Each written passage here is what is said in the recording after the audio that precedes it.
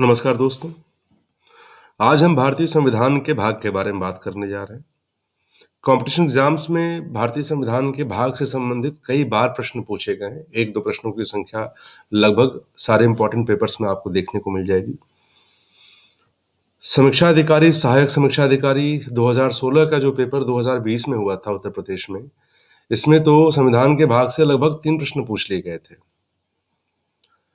तो समय को व्यर्थ न करते हम आगे बढ़ते हैं और संविधान के भाग से जुड़े हुए प्रश्नों को देखते हैं और एक बार सरसरी निगाह डालते हैं ताकि हमको ये बिंदुवार समझ में आ जाए कि किस भाग के अंतर्गत क्या चीजें आती हैं।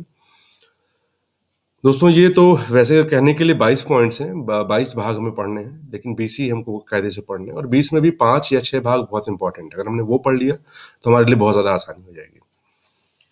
तो दोस्तों, भारतीय संविधान को, जैसा कि आप जानते हैं कि भारतीय संविधान के अंतर्गत 395 अनुच्छेद हैं और 12 अनुसूचियां हैं, यानी कि 395 शेड्यूल्स, माफ कीजिएगा, आर्टिकल्स हैं और 12 शेड्यूल्स हैं, 12 शेड्यूल्स हैं। इन 395 अनुच्छेद को 22 भागों में बांटा गया है। हम एक एक भाग के बारे में बात करते चल रहे हैं और जो भाग इंपॉर्टेंट है उसको यहाँ हमने बोल्ड दर्शाया हुआ है ताकि आपको समझने में आसानी हो। भाग 1 के अंतर्गत, भाग 1 के अंतर्गत संघ और उसके क्षेत्र आते हैं, यानी कि संघ और उसके क्षेत्र का जो विवरण है, नए राज्यों का गठन, राज्यों का विलय, ये सारी चीजें, संघ के अंदर कौन कौन से राज्य हैं, ये सारी चीजें जो आती हैं वो भाग 1 के अंतर्गत आती हैं, 1 के अंतर्गत आती हैं और ये 1 से लेकर के 4 अनुच्छेद के बीच में आते हैं। भाग 2 में नागरिकता के बारे में उल्लेख है। पीसीएस 2020 के पेपर में एक प्रश्न पूछा गया था कि नागरिकता का उल्लेख किस अनुच्छेद में है, तो अनुच्छेद 5 से लेकर के 11 के बीच में नागरिकता का उल्लेख है और ये भाग 2 के अंतर्गत आता है। भाग 3 में मूल अधिकार है। दोस्तों, ये प्रश्न तो कई बार पूछा गया है कि मौलिक अधिकार संविधान के किस भाग के अंतर्गत आते हैं।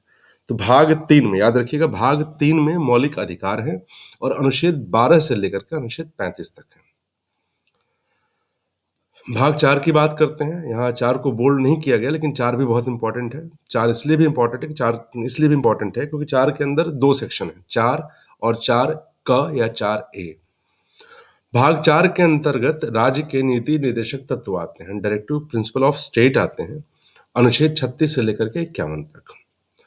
भाग 4A को बाद में जोड़ा गया है। जैसा कि आप जानते हैं, 1976 में 42वें संशोधन के द्वारा स्वर्ण सिंह कमेटी की अनुशंसा पे मूल कर्तव्यों को जोड़ा गया है और ये अनुच्छेद 51A के अंतर्गत 11 मूल कर्तव्यों को रखा गया। पहले 10 ही थे, लेकिन बाद में एक मूल कर्तव्य को 86वें संशोधन के द्वारा जोड़ दिया गया था, तो अब मूल कर्तव्यों की संख्या 11 है और ये भाग 4A के अंतर्गत आता है। भाग 5 में संघ है और ये अनुच्छेद 52 से लेकर के 151 तक है।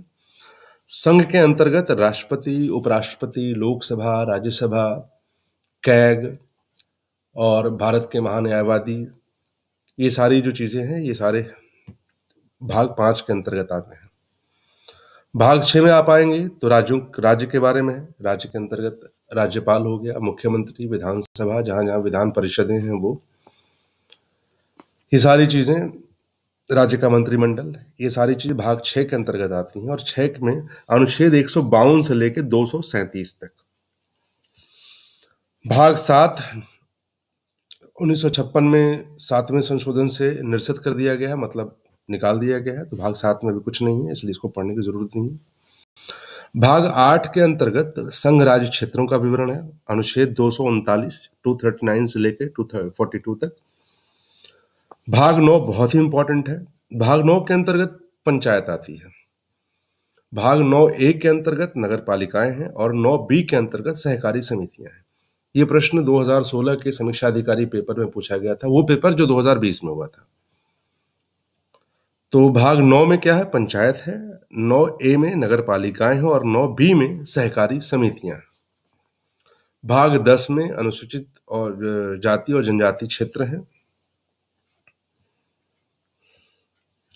भाग 11 में संघ और राज्यों के बीच में संबंध है, अनुच्छेद 245 से लेकर के 263 तक। और दोस्तों, भारतीय संविधान की जो अनुसूचियां हैं उसमें 7वीं अनुसूची के अंतर्गत ये आता है संघ और राज्यों के बीच में शक्ति का बंटवारा। भाग 11 था ये आपका।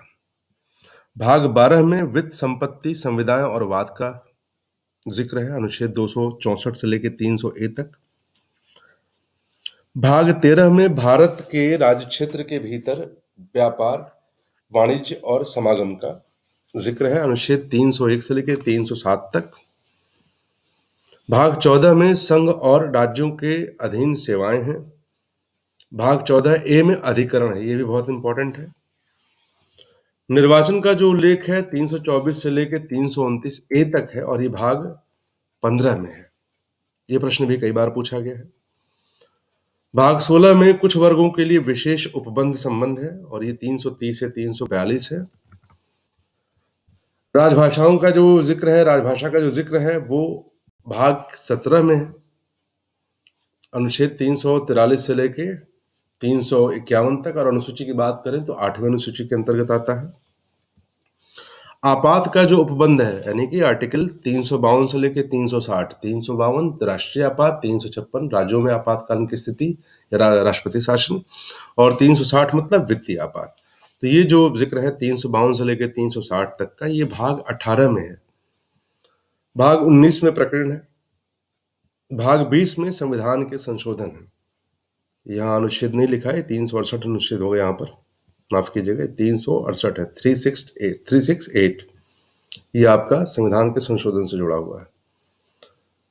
21वां जो भाग है उसमें अस्थायी संक्रमणकालीन और विशेष उपबंध है, और 22वें में संक्षिप्त नाम, प्रारंभ और हिंदी में प्राधिकृत पाठ और निरसन है।